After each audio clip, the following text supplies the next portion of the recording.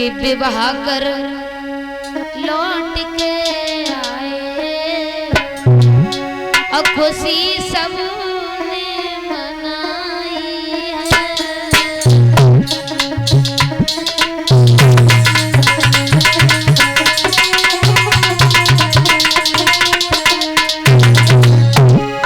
विवाह कर लौट के आए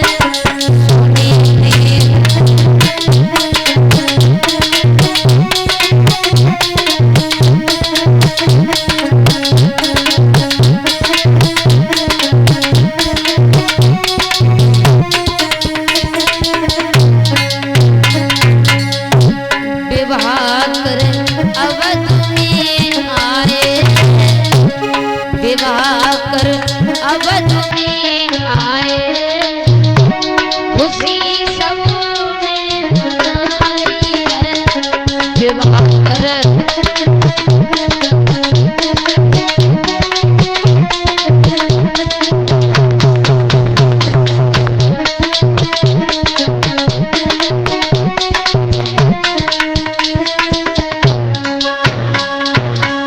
महाराज जब अवध में आ गए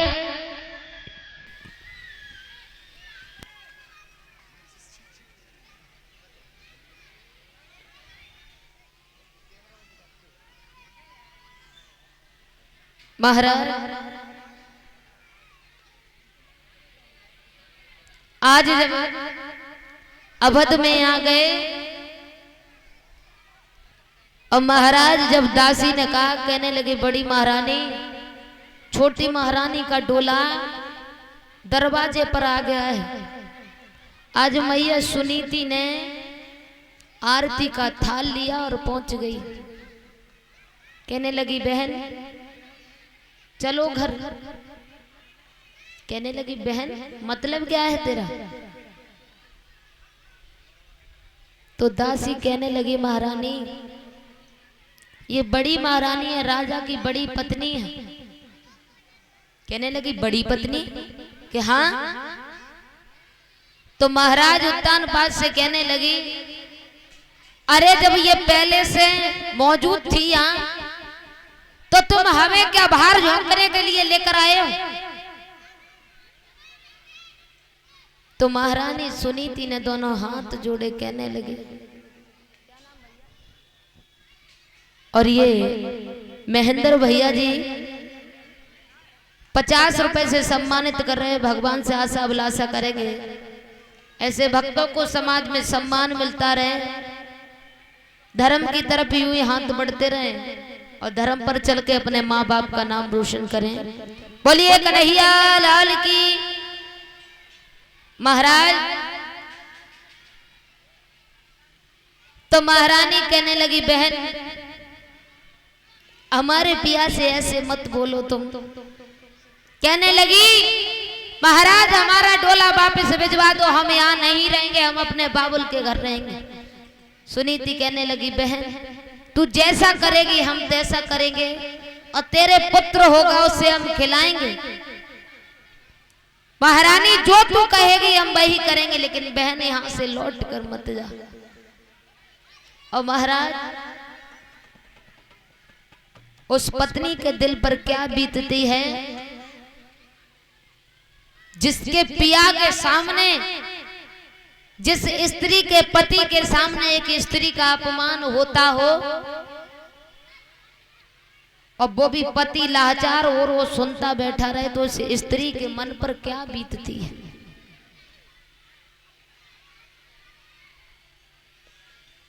और रोने लगी और बोली है दोनों हाथ जोड़कर,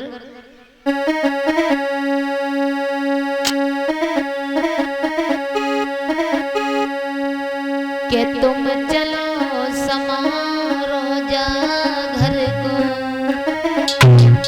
तुम चलो समारो जा घर को, और मैं दासी बने दिना बिता।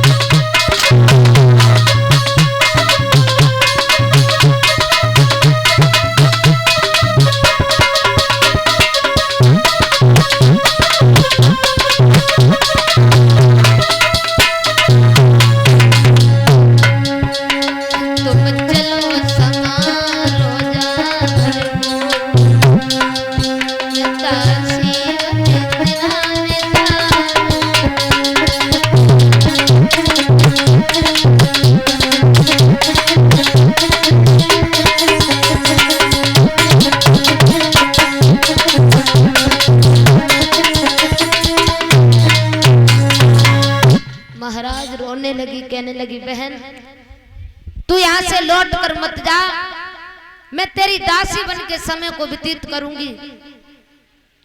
लेकिन महाराज वो कहते जिसके अंदर दया न हो वो इंसान नहीं जानवर होता है। और महाराज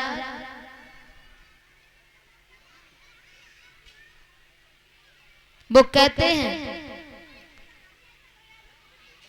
और आजकल महाराज तुम कलेजों को निकाल कर भी रख देना लेकिन तब भी कोई तुम्हारा नहीं होगा। सर को काट देना तो लोग ये कहेंगे थोड़ा अच्छे से काटना, ठीक से कटा नहीं है।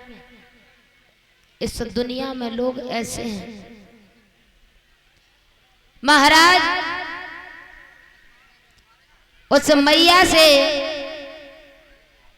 उस छोटी रानी ने एक भी बात नहीं मानी और कहने लगी, अरे हमें ऐसे नहीं रहने देंगे, ऐसा कर तुझे छत पे काग उड़ाने के लिए कर दिया जाए। महाराज वो मैया आज शर्त मान कर चली गई घर के लिए, महारानी रहने लगी और वो मैया बड़ी सुनीति वही आज छत पर काग उड़ाने लगी है। 12 समय महाराज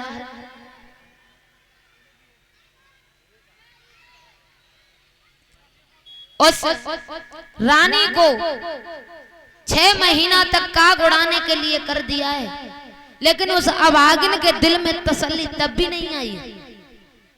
वो कहने लगी हम यहाँ ऐसे रहेंगे, इसे घर से निकाल दिया जाए। इसीलिए कहते हैं महाराज सौत चून की भी भली नहीं होती है। और मेरा तो यही कहना है, लड़की अपने माँ बाप को छोड़कर आती है ना, अपने माँ बाप को छोड़कर पराए माँ बाप अपनाती है। और महाराज भैया लोगों से ये कह दो, अगर लड़की ये कह दे हमारे पापा मम्मी तुम्हें अपना बेटा मानते हैं, ऐसा करो तुम चले जाओ, थोड़ा उनके लिए परेशानी है, तो कह देंगे कि तुम्हारे माँ बाप क्या हमें दे देंगे।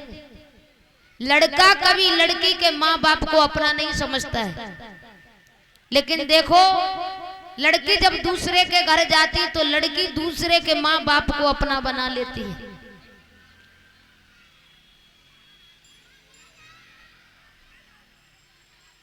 और महाराज ये याद रखना, माँ बाप की मर्जी से शादी होती है ना, अगर घर में कोई दुख सुख कुछ संकट भी पड़ जाए तो माँ बाप से कहने लायक होते हैं।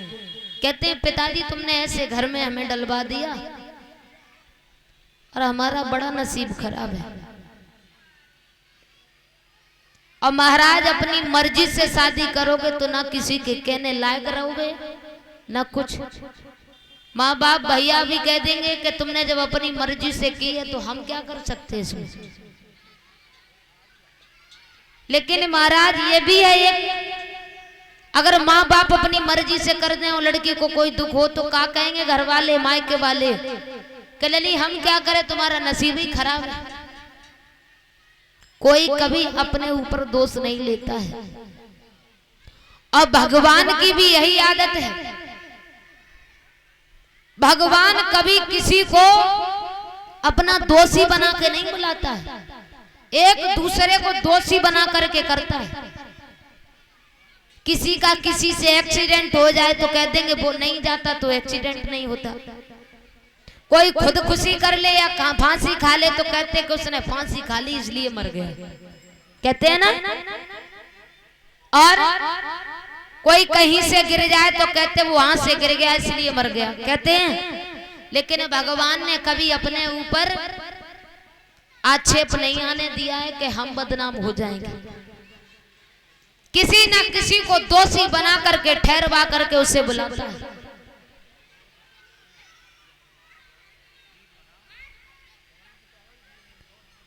महाराज जब इतने शब्द उस सुरजी ने कहे हैं तो महाराज वो महारानी अपने महाराज से छोटे से कहने लगी, बहन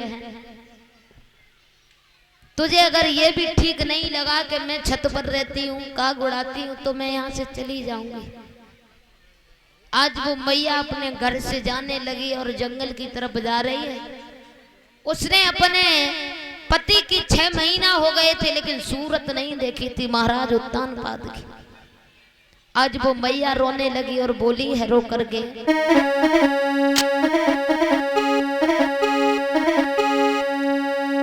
के मोए याद सजन तेरी आई रही है मैं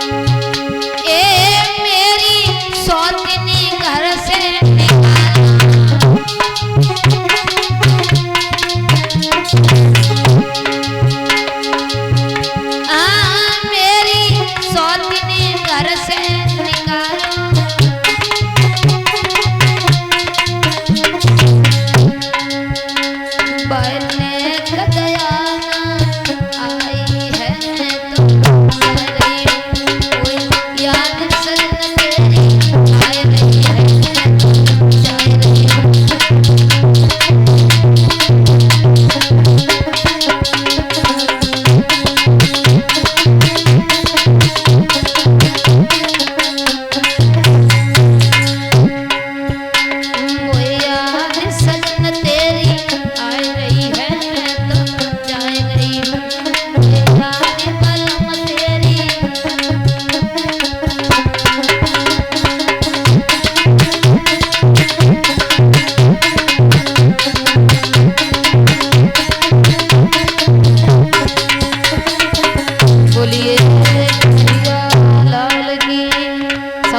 भगवान की, व्यासनंदन सुखदेव महाराज की, परीक्षित महाराज की।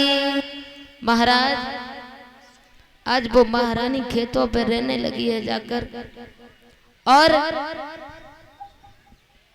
महाराज जब खेतों पर रहने लगी जाकर तो धीरे धीरे समय व्यतीत हुआ है।